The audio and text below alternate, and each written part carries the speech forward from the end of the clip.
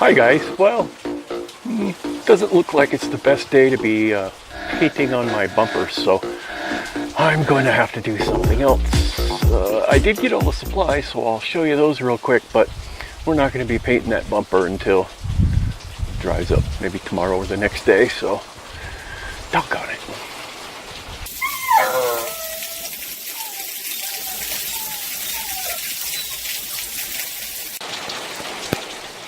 So the stuff we have here are pretty much in the order that we're going to be using them from left to right.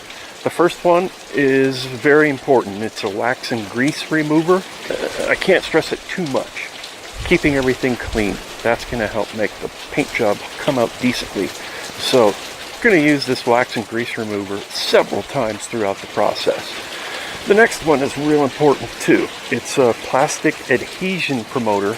It's kind of expensive, but without it, you try to paint plastic and everything's going to peel right off. Then we have our flexible primer surfacer, which should be used on a plastic bumper because it's flexible. Yay. And then we have our paint, which is a water base.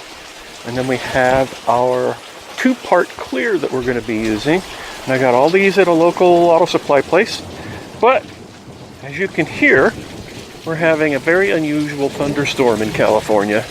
And you know, who says it doesn't rain in California? Yeah. So we'll get back to this tomorrow.